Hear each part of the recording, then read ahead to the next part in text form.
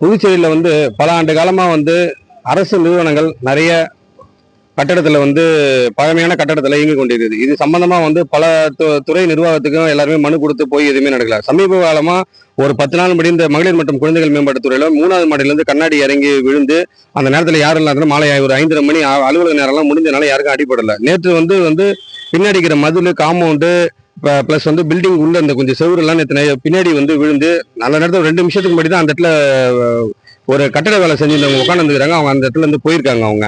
அப்ப இந்த மாதிரி அரசு துறை சார்ந்த எல்லா கட்டடங்களும் ரொம்ப பழமையான நிலையில உள்ளது. இதை உண்மையாவே இந்த இடத்துல ஆல்ரெடி 3 அரசு அலுவலகங்கள் இயங்கி இருந்தது. இதுக்கு முன்னாடி அரசு கருவூலம் புதுச்சேரி ஃபுல்லா அரசு ஊழியர்கள் சம்பளம் போடும் டிஏடி மற்றும் சுகாதாரத்துறை இயக்குநர் அலுவலகம் மற்றும் மகளிர் மற்றும் குழந்தைகள் மேம்பாட்டுத்துறை அலுவலகம் 3மே இங்க இயங்கி இருந்தது. கட்டட தரம் குறைய இங்க 2 அலுவலகத்தை இங்க காலி பண்ணிட்டு போயிட்டாங்க. டிஏடியும் காலி பண்ணிட்டு போயிட்டாங்க, சுகாதாரத்துறை இயக்குநர் அலுவலகம் காலி பண்ணி போயிட்டாங்க. இப்போ பாத்தீங்கன்னா மகளிர் மற்றும் குழந்தைகள் மேம்பாட்டுத்துறை இது மட்டும் தான் இங்க இருக்குது. சில பேர் கடைசி காலத்துல அவங்க இறந்த பிறகு அவங்க சொந்தக்காரங்களாம் ஈம சடங்கு நிதி வாங்குறதுக்காக இந்த இடத்துக்கு வராங்க. குழந்தைகளுக்கு பிறந்த குழந்தைகளுக்கு பெண் பிள்ளைகளுக்கு அந்த வறுமை கோட்டுக்கு 50,000, மகளிர் மற்றும் பெரியவங்களுக்கு உதவித்தொகை வழங்குற இடம் இங்க விண்ணப்பிக்க பொதுமக்களும் வயசானவங்களும் நிறைய பேர் வராங்க. கடைசியில இங்க வேலை செய்யறவங்களே முதல்ல ஒரு இன்சூரன்ஸ் போட்டு விண்ணப்பிக்கும் நிலையில இந்த இடம் உள்ளது. நாங்க அதனால என்ன சொல்றோம்னாங்க, நீங்க உடனடியாக கட்டடத்தை மாத்தல, கட்டடம் உறுதியா தான் இருக்குதுன்னு சொல்லிட்டு பிபிஎம் மூலியமா ஆய்வு பண்ணி நீங்க உறுதிப்படுத்துங்க. அப்படி இல்லையா கட்டடம் நல்லா தான் இருக்குது நீங்க உறுதிப்படுத்தீங்கன்னா இந்த துறையோட அமைச்சர் அலுவலகம் இந்த துறையோட செயலாளர் அலுவலகத்தை இங்க மாத்தீங்க. இங்க இருக்கிற அரசு மகளிர் மற்றும் குழந்தைகள் மேம்பாட்டுத்துறை அமைச்சர் அலுவலகத்துக்கும் துறையோட மேம்பாட்டுத்துறை அலுவலகத்துக்கும் மாத்துங்க நாங்க கோரிக்கையா வைக்கிறோம். நாங்க இது இன்னும் 2-3 மாசம் விட்டீங்கன்னா ஃபுல்லா பில்டிங் மிகப்பெரிய உயிர் சேதம் ஏற்படும்.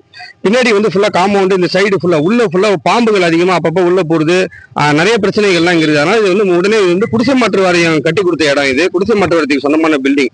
அதனால இதை உடனடியா காலி செய்து இந்த பில்டிங்கை இடிச்சிட்டு வேற அரசு துறைக்கு இந்த புதுசா ஒரு பில்டிங் கட்டி கொடுக்கணும்னு நாங்க கோரிக்கையா வைக்கிறோம். இன்னொன்னு ஸ்மார்ட் சிட்டில 900 கோடி நிதி மத்திய அரசு மாநில அரசு இங்க புதுச்சேரிக்கு செலவிட்டதா கணக்கு கொடுத்திருக்காங்க.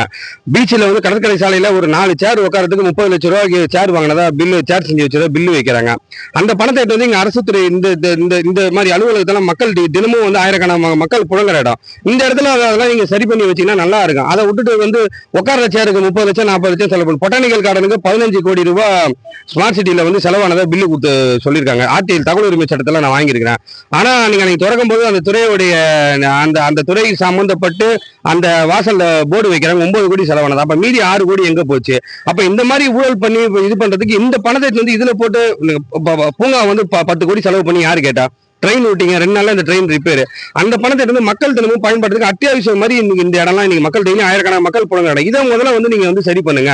எங்களுக்கு விளையாட்டு பூங்காலாம் நான் 2வது முதல்ல சரி பண்ணுங்கன்னு நாங்க சொல்றோமே. நாங்க ஸ்மார்ட் சிட்டில கிட்டத்தட்ட 700-800 கோடி செலவு பண்ணது. நீங்க ஸ்மார்ட் சிட்டில இதை கொண்டு இது முதல்ல இந்த குடிசை மாற்று வாரியத்துல மாத்தி புது பில்டிங் கட்டி இந்த இடத்த ஒதுக்கணுன்ற மாதிரி கேட்டுக்கிறோம். நாங்க இல்ல என்றால் நாங்க இன்னும் ஒரு மாதத்துல இது சரி பண்ணி இந்த இடத்த காலி பண்ணலாம். மக்களை திரட்டி மிகப்பெரிய போராட்டம் சமூக சார்பில் செய்வோம்னு சொல்லிட்டு இந்த அரசை எச்சரிக்கிறோம் நாங்க.